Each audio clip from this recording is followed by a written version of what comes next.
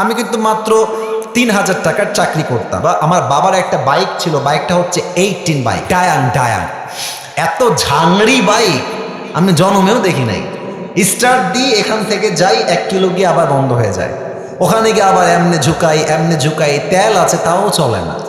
তবুও কোন মতে ঠেলে ঠুলে চালাইছি কয়েক মাস যাব। আচ্ছা, একটা পর্যায়ে গিয়ে এমন একটা অবস্থা হলো আমার পকেটের, যে তেল যে ভরবো বাইকে ওই টাকা আমার পকেটে নাই।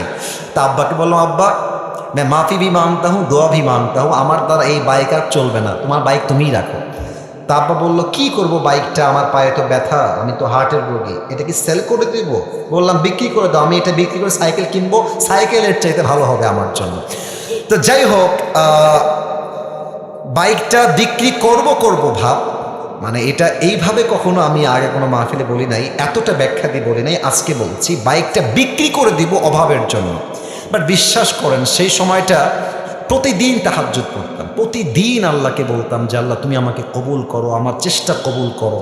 আর আমি দুইজনের ওয়াজ খুব বেশি শুনতাম, এক আজহারের ওয়াজ শুনতাম খুব বেশি, আর একজন আমি আল্লামা দেলোয়ার হোসেন সাঈদীর ওয়াজ খুব বেশি শুনতাম সেই সময়ের কথা। It has been 3 years or maybe 4 years back, 3 বা 4 বছর আগের কথা। তো হঠাৎ করে আমি একদিন জুমার খুতবা দিলাম, আমি আবার বলছি এই কথা কিন্তু আমি কখনো কোথাও আপনারা শোনেন নাই, আমি আজকেই বলছি। তো জুমার খুতবা দিলাম, আমি প্রায় 1 বছর যাবৎ জুমার খুতবা দিই, ভিডিও আপলোড হয়, কিন্তু কখনো কোনো রেসপন্স আসে না, আই মিন কেউ দেখে না ভিডিও। এই 10টা 20টা লাইক পড়ে, 2-1জন কমেন্ট করে, মাশাআল্লাহ, আমি তাতেই খুশি, আলহামদুলিল্লাহ, 2-1জন দেখলে আমার জন্য এনাফ বা আমার খুশি কারণ হয়ে যাবে। তো আমার মনে আছে হঠাৎ করে একটা ভিডিও আপলোড হলো আমাকে নিয়ে, মাশাআল্লাহ, ভিডিওর টপিক খুব ভালো ছিল, লাখ লাখ রিচ হয়ে গেল, একদিনেই মনে করেন যে 10-20 লাখ মানুষ দেখে ফেললো সেই ওয়াজটা।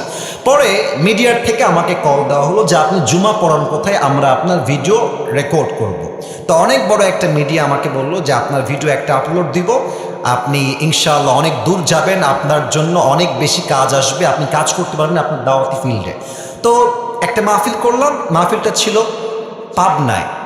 মাহফিল ছিল কোথায়? পাবনায়। তো পাবনায় গেলাম, আমি হলাম 3 নাম্বার বক্তা, দ্বিতীয় বক্তা না, 3 নাম্বার। তো আমাকে যখন ওয়াজে দেওয়া হলো, দ্বিতীয় বক্তা খুবই রাগ, আমার টাইমটা তাকে কেন দেওয়া হচ্ছে, ওকে তো দিয়ে কাজ হবে না, ওকে নামান, একে দিয়ে কাজ হবে না, এটা 3 বছর আগের কথা, বেশি না, 3 বা 4 বছর আগের কথা।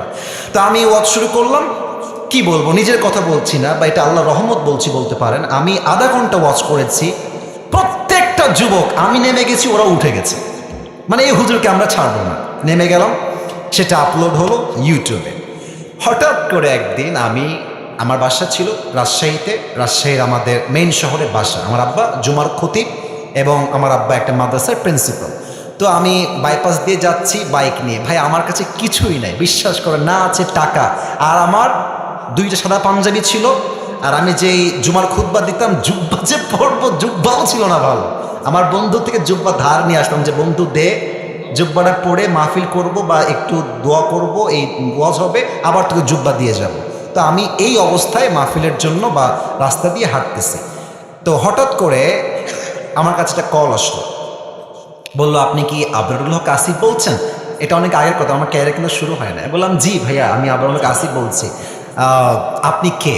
তো বললো যে আমি অমুক জেলার থেকে বলছি, আপনার একটা মাহফিলের ডেট লাগবে। শুনে কলিজায় এত শান্তি লাগলো যে আলহামদুলিল্লাহ, আল্লাহ হয়তো আমার রাস্তা খুলতেছে, এই তো রাস্তা আমার খুলে যাচ্ছে। তা আমি একটু ভাব নিলাম, আমার কিন্তু ডেট মেট কিছুই নাই। বললাম ও আচ্ছা, ডেট নিবেন কবে, আমাকে তো দেখতে হবে ভাই। তো বলছে যে ভাই ডেটটা আমরা 2 মাস পরে নিব, যদি আপনি ডেট দেন তাহলে আমরা, ও তো ভাবছে মাশাআল্লাহ মিলিয়ন মিলিয়ন ভিউ, এ তো অনেক বড় বক্তা হবে রে ভাই। তো আমি একটু ভাবতাম, আমি বললাম ঠিক আছে, আমি ডায়েরি দেখে আপনাকে বলছি। আমার ডায়েরিতে কোনো ডেটই নাই। তো যাই হোক, পরে সে বললো যে ভাই ডেট কি আছে, ডেট কি হবে, আমি নিজেই, আমার তো ডেট লাগবে রে ভাই। আমি কল দিয়ে বললাম ভাই হ্যাঁ অমুক তারিখের ডেট হতে পারে, আপনি কি ডেটটা নেবেন? তো বলছে অবশ্যই নিব। তো বলছে যে ভাই আপনার হাদিয়া কত? আমি তো জীবনে হাদিয়াই নিই না, হাদিয়া কত বলবো। এখন বলছি যে ভাইয়া হাদিয়া আসলে বলা যাবে না, আপনি বলেন যে আপনি আমাকে কত দিবেন। তো আমার বেতন কিন্তু ভাই মাত্র 3,000 টাকা, এবং 3,000 টাকা এত কম আমার জন্য, বাইকের তেল ভরতে আমার 3,000 টাকা শেষ হয়ে যায়, খাবো কি আর পরবো কি। তো আমার ভাই বলছে যে আপনি একটু বললে আমার জন্য খুব ভালো হয়। তো আমি বললাম যে আপনাদের গত বছরে কে আসছিল? বলছে চমক একজন বক্তা আসলো, কয় টাকা দিয়েছেন? বলছে 20,000 টাকা দিয়েছে।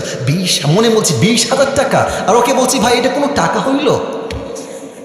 আচ্ছা যাই হোক, অনেক কথাবার্তা বলে সে বললো ঠিক আছে আপনাকে আমরা 25,000 টাকা দিব, গাড়ি ভাড়া সব কিছু মিলিয়ে, খাওয়া দাওয়া মিলিয়ে, থাকা সহ 25,000 টাকা আমি আপনাকে দিব।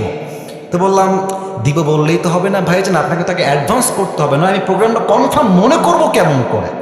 তো বলছে ঠিক আছে ভাই, আপনি আপনার নাম্বারটা আমাকে দেন, আমি আপনাকে 5,000 টাকা অ্যাডভান্স করছি। আমি বললাম ইয়ার ইয়ে তো মেরি রাস্তা খুল গিয়া মাশাআল্লাহ।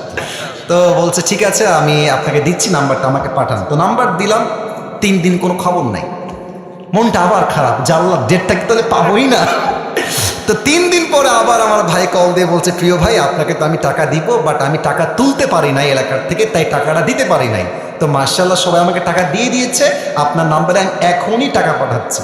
তা আমাকে ওই প্রথম মাহফিলের জন্য 5,000 টাকা অ্যাডভান্স দেওয়া হয়, এবং 5,000 টাকায় আমি আমার আব্বা আম্মাকে দিয়ে দিয়েছি। যাও তোমরা নাও। বিশ্বাস করেন ওই যে আমার জার্নি শুরু হলো, আল্লাহু আকবার, কি বলবো। এখন এমন একটা দিন নাই যেই দিন শত শত কল আসে না, আসিফ হুজুরকে লাগবে আপনাদের কি, আমাকে বলে 3 লাখ নিবেন, 2 লাখ নিবেন, 1.5 লাখ নিবেন, কত খালি বলেন না আপনাকে আমরা চাই। আপনি বলবেন হুজুর আপনি এত লম্বা স্টোরি কেন বললেন? 1 ঈমান, 2 হচ্ছে তাকওয়া। এই 2টা থাকলে বান্দার সফলতাকে আটকায় রাখতে পারে না, ঠিক কিনা বলে? ওয়ারযুকুহু মিন হাইথু লা ইয়াহতাসিব, তোমার রিজিক আমি এমন জায়গার থেকে দিব তুমি কখনো কল্পনাই করতে পারবে না। আল্লাহু আকবার।